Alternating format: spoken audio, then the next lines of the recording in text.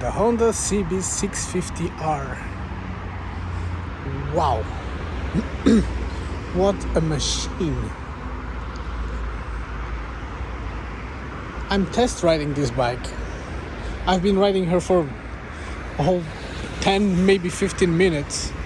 And I gotta say, this is addictive. What a rush. Everything is just a plus. Almost everything. So just to keep this quick, the engine is superb. What an engine. What a response, man. It feels like it has the acceleration of a 2-cylinder, but then it just keeps going.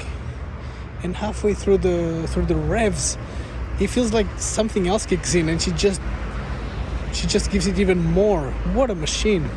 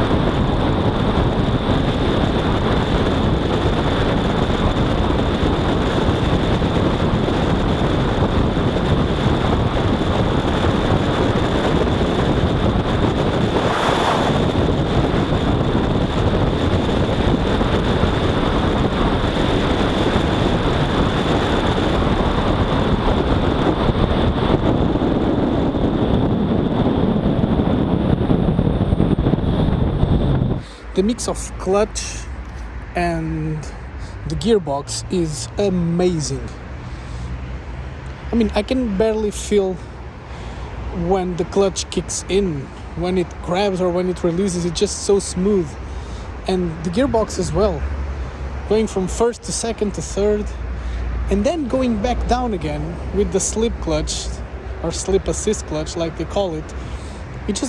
There's no kick, you get it down to third and to second and there's no kick, there's just noise. I really like that. I don't think I ever activated a traction control system, but she feels planted all the time. There's just a lot of confidence.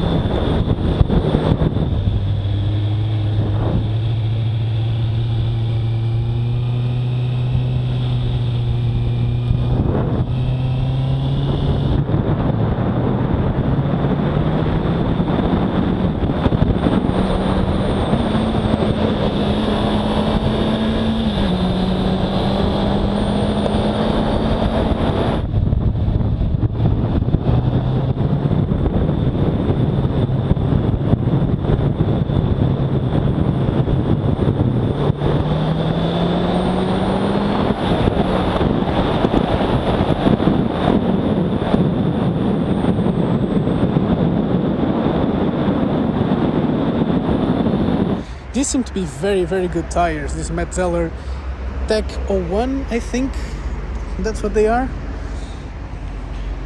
And then the brakes.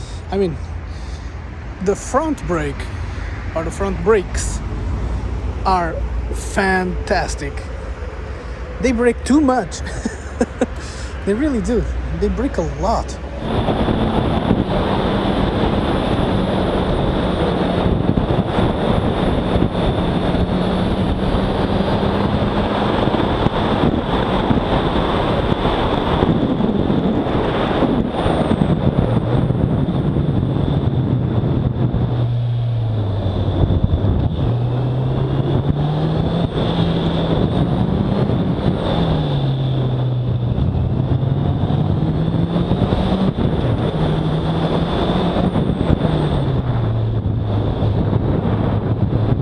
It just gives you a whole other world of confidence knowing that you can always stop in time.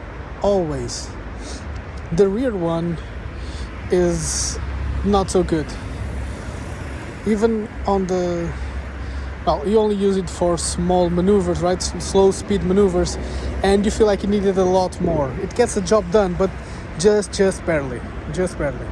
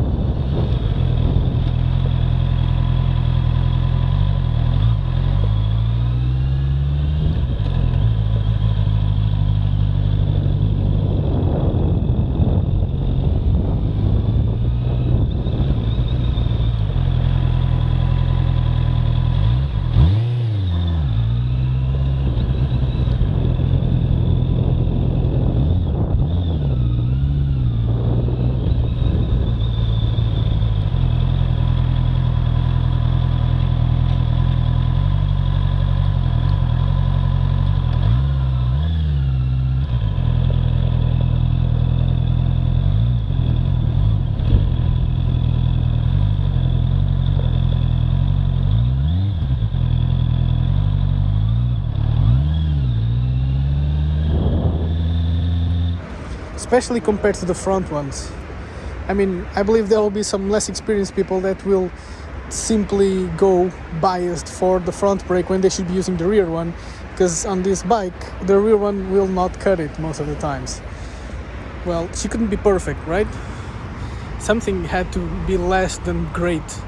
But otherwise, my God, the suspension is very hard, very capable, very performance oriented.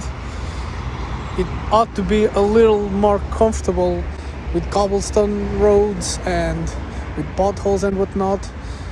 It's decent, but that combined with a hard seat, I take it this will not be the most comfortable bike on long trips. But honestly, I like the way it is balanced. I like the fact that this suspension setup is more capable than comfortable on a bike like this, because with the raw power that's always available and with these great brakes, you will be going faster than you should many times. So if you got caught by surprise because the suspension was too soft on a corner, that could get you in trouble. So no, otherwise this is a very well balanced machine. I'm not in the market for a bike like this, I'm not. But if I were looking for a 4-cylinder brand new bike, I think this would be it. This would be it. She's so tight, she's so good looking. I mean, this is the most boring one. This is the black one. I don't know if you guys have seen pictures of the red and especially the jeans blue one, which is phenomenal in person. Matching the jeans blue tank with this copper bronze finish on the engine and on the front suspension, and the rims, of course, the wheels. It's just a match made in heaven. This is it. This is a very good bike. I can't tell you about fuel consumption, I can't tell you about long-term comfort, but from what I can tell from first impressions, I absolutely love this bike. If I were looking for one, it would be decided. This would be it. Honda is calling it the 650R, but honestly, I'm calling her the Hornet. This is our 2020 Hornet, that's what it is. Amazing balance, amazing performance, good value for money. I'd say very good value for money. And hopefully, if you take care of her, this is a bike that will still be relevant and people will still be craving many years after it stopped production. That's that kind of a good bike. Well, now for the joy of riding her back. Oh yeah.